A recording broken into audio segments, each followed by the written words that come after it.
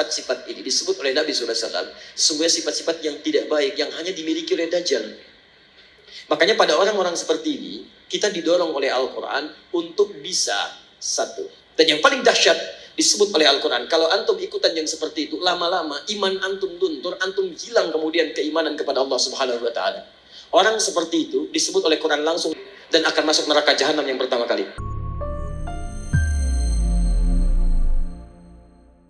Ada Dajjal dan Masih Dajjal. Dajjal misal ada Masih Dajjal, beda. Kalau Masih Dajjal itu makhluknya tanda akhir zaman. Kalau Dajjal disebutkan itu biasanya sifat-sifat yang menyerupai sifat Dajjal. Contoh, kita ambil misalnya di hadis riwayat Muslim. Di kitabnya halaman 111 jilid pertama, posisi paling kiri sebelah atas, bab yang keempat, hadis nomor 6, riwayat hadis Abu Hurairah radhiyallahu taala anhu. Kalau ingin mirip bukunya, cari syarah Sahih Muslim, syarah Imam An-Nawawi. Saya punya 9 jilid warna biru dongker, cetakan tahun 2002. Saya beli 26 Juli di Husainiyat di Mesir, cetakan Darul Hadis. Lihat baik-baik hadisnya. Sayati akan datang alaikum pada kalian semua fi akhir zaman, di akhir-akhir masa kehidupan, dajjaluna kadzabun. Disebutkan dajjal, jamak lagi bentuknya. Para dajjal, kadzabun yang terbiasa berdusta. Baik, apa dustanya? Ternyata bukan urusan dunia. Kalau dusta urusan dunia, zaman jahiliyah juga sudah ada. Coba lihat, orang jahiliyah dusta, makanya turun ayat wailul lil mukadzibin, celaka para pendusta. Orang jahiliyah curang dalam bisnis, turun ayat wailul lil mutaffifin. Bukan urusan itu. Dustanya yuhadditsunakum bima lam tasma'uhu wa la yasma'unahu aba'ukum. Mereka akan banyak berdusta tentang urusan agama kalian. Mereka pandai bicara kepada kalian, menyampaikan sesuatu yang kelihatan benar, padahal itu begitu mengagetkan. Keluar dari tuntunan agama. Jangankan engkau yang kaget saat mendengarnya, orang dulu pun kalau ikut dengar, ikutan kaget. Ikutan kaget. Nah teman-teman, di antara makna Dajjal itu membuat fitnah. Fitnah yang mengeluarkan orang dari keyakinan kepada Allah Subhanahu wa Ta'ala. Nah, ada kata Allah, itu bukan bentuk Dajjal aslinya, tapi sifat-sifatnya. Baik, saya mau tanya pada Anda, kalau seseorang membuat kagum, membuat suatu dahsyat, bisa mempengaruhi, pintar atau bodoh? Pintar. Makanya ada yang menafsirkan hadisnya, salah satunya orang-orang pintar. Tapi dengan kepintarannya dibicara masalah-masalah agama, tapi tidak ada ilmu di dalamnya, malah mengeluarkan orang-orang dari keyakinan kepada Allah. Maka kalimatnya bisa membuat orang kaget. Jangankan orang itu, kata Nabi, orang dulu pun kalau dengar itu akan ikutan kaget. Contoh, Quran surah kedua Al-Baqarah ayat 204-207, paling kiri sebelah atas. Wa minan nasi may yu'jibuka qawluhu fil hayatid dunya wa yushhidullaha 'ala ma fi qalbihi wa huwa 'alatul khisab. Di antara manusia ada orang yang kalau bicara kata-katanya menarik, retorikanya cantik, kadang-kadang bawa ayat-ayat Allah, tapi hati-hati, mereka itu musuh yang paling jahat. Pernah dengar kalimat ini? Semua agama itu sama. Ya, sama. Menuju pada Tuhan yang satu. Mengajarkan pada kebaikan. Semua agama sama. Gak ada bedanya. Pernah dengar kalimat itu? Saya pertama dengar, kaget Pak. Bahkan waktu ada bukunya Fikih Lintas Agama, itu saya beli, saya lihat Allahu Akbar. Ulama caci maki, Imam Syafi'i caci maki, macam-macam caci maki. Ambil potongan ayat-ayat Quran. Saya pikir ini siapa ini orang? Begitu saya ingat hadis ini, saya baru sadar, Allahu Akbar. Kita bermohon kepada Allah kebaikan. Jangankan kita, kalau orang dulu termasuk jahiliyah dengar kalimat ini, ikutan kaget Pak. Saya kasih contoh begini. Dulu, beberapa utusan pemuka datang pada Nabi malam-malam. Kata mereka, ya Muhammad SAW, kita memang beda. Lihat kalimatnya, kita memang beda. Mereka sebodoh-bodohnya orang jahiliyah masih ngaku kita beda. Hanya perbedaan kita tidak harus menjadikan kita berselisih. Gini aja deh, kami malam ini nyembah Tuhan kamu, kamu besok nyembah Tuhan kita. Setelah kalimat ini keluar, turun satu surah, Qul ya ayyuhal kafirun. Katakan, hei orang-orang kafir. Kafir itu dari kata kafara. Kafara diserap ke dalam bahasa Inggris di kafir. Ya, bahasa Inggris banyak yang mengambil dari bahasa Arab. Gula, sugar, dari sukar. Kopi, kafi. Kohwah, dari kahwah. Kucing, cat, dari kittun. Kittun, itu kucing rumahan. Ya, kittun. Kalau kucing liar, hurrah. Kecilnya hurairah. Kitten kucing rumahan.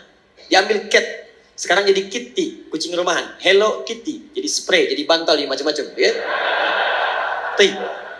Kebalikan. Kafara, ketutup. Yang tertutup. Orangnya kafir yang menutup diri. Jadi misal, ini misalnya spidol. Tertutup begini, ini cover, ada cover, tertutup. Buku ada covernya, isinya tidak bisa kelihatan. Kalau saya sengaja menutup diri supaya tidak kelihatan, saya balik ke sini misalnya. Kelihatan saya, ada penampakan, ya kan? Nah itu, ini kafir, orangnya kafir itu yang menutup diri. Sopan bahasanya. Makanya ketika orang Arab ini orang Arab fasih, paham bahasa Arab, ngerti bahasa Arab, dipanggil kafir oleh Quran, mereka nggak marah. Kenapa? Bahasanya sopan. Hei orang-orang yang masih menutup diri dari hidayah. Kami memang masih menutup diri kok. Maaf saya lompat sebentar. Maksud saya gini, zaman ini agak aneh sebetulnya. Ada orang Arab, asli Arab, paham bahasa Arab, paling fasih bahasa Arab. Disebut kafir, gak marah. Orang sekarang, bukan orang Arab, gak tahu bahasa Arab, gak fasih bahasa Arab, disebut kafir. Apa? Masya Allah.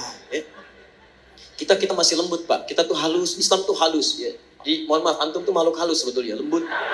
Baik, lembut, baik, kata-katanya baik. Kalau antum kasar, antum bukan muslim antum. Makanya semua orang lain lembut.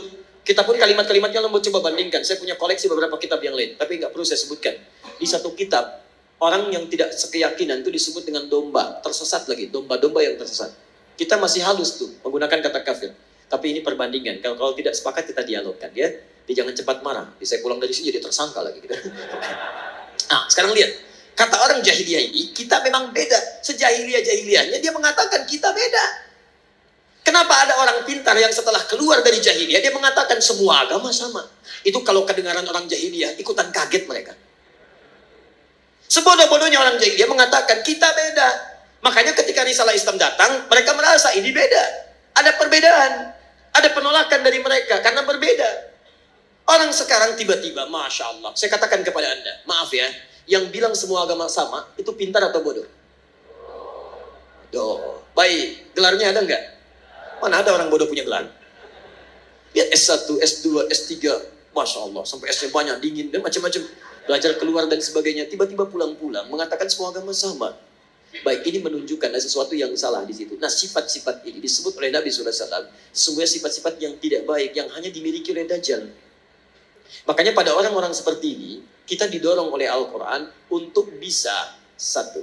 Quran surah keempat ayat 140. Ingat, bukan mencela, bukan menghina, bukan macam-macam. Lihat ayat Qurannya.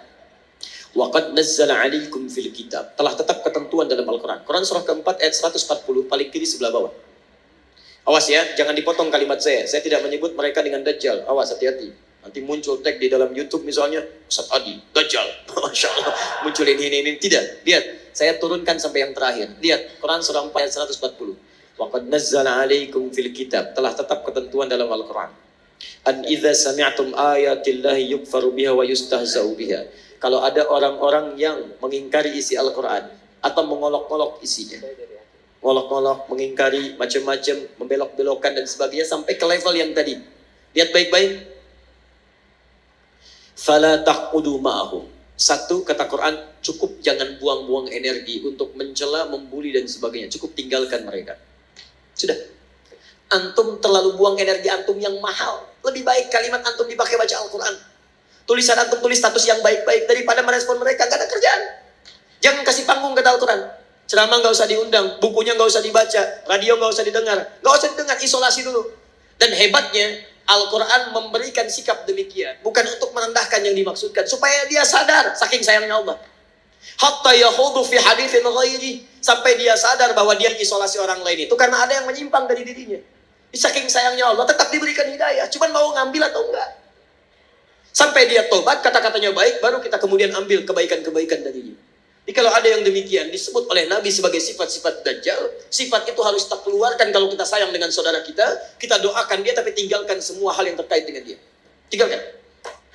Innakum idzam mithluhum. Kalau antum ikuti mereka, dengarkan pernyataannya, ikut kelasnya, baca bukunya, lama-lama antum seperti mereka juga nantinya. Sholat gak dikerjakan, azan di tempat ibadah orang lain, tiba-tiba belajarnya ke tempat yang ini aneh. negara kita itu menjamin kemerdekaan tiap-tiap penduduk untuk beribadah. Kita harus hormati yang lain. Cuman di Islam nggak boleh ada kaidah, jangan paksa. Quran surah 2 ayat 256, paling kiri sebelah bawah. La ikraha fid din. Antum nggak boleh paksa orang lain pindah agama. Nggak boleh, dosa antum. Kita tawarkan yang baik-baik. Tapi kita pun diminta oleh Al-Quran untuk zero toleransi. Toleransi tertinggi adalah biarkan orang lain dengan kepercayaannya masing-masing. Lakum dinukum waliyadin. Tapi kita dakwahi dalam kebaikan. Mau ikut, alhamdulillah. Tidak ikut, gak apa-apa, gak boleh paksa.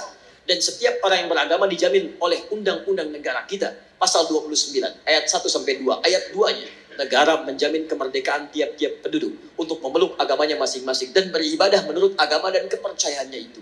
Beribadah menurut agama dan kepercayaannya itu. Kita saat beribadah kepada Allah, keyakinan pertama, yakin Islam yang paling benar. Itu ibadah tertinggi kita. Ibadah lisan. Turun Quran surah 3 ayat 19, paling kiri sebelah atas. Inna dina indallahil Islam. Makanya ketika seorang mengatakan Islam yang paling benar, satu, dibenarkan oleh Quran, dijamin oleh undang-undang. Tidak salah untuk mengatakan Islam yang benar. Jadi kalau ada orang pintar mengatakan di sini, bukan cuma Islam yang benar, dia orang bodoh. Dia orang bodoh. Kalau dia Muslim ya, kalau dia Muslim. Dia orang bodoh. Kenapa? Satu, dia tidak mengerti Al-Quran. Yang kedua, dia melanggar undang-undang.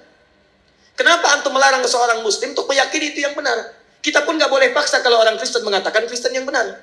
Hindu mengatakan Hindu yang benar. Itu keyakinan dia. Tugas kita cuma berdakwah, menyampaikan risalah. Mana di antara kebenaran itu yang menuju kepada Tuhan yang paling benar? Sampaikan kebaikan. Tapi ketika seseorang Muslim mengatakan cuma Islam yang benar dan dipersoalkan itu, artinya satu, dia tidak mengerti Al-Quran. Yang kedua, dia melanggar undang-undang.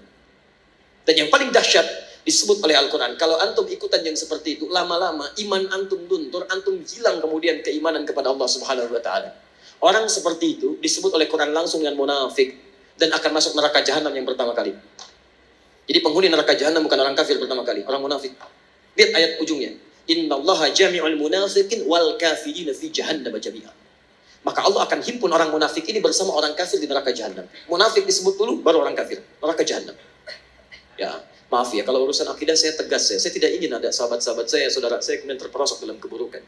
Karena itu kalau ada yang menyimpang seperti itu, jangan dulu kita keluar kalimat yang tidak bagus. Tidak, kita doakan, solasi, arahkan pada kebaikan. Dia ikut, alhamdulillah. Tidak ikut, biarkan. Nah itu yang terbaik. Jelas ya?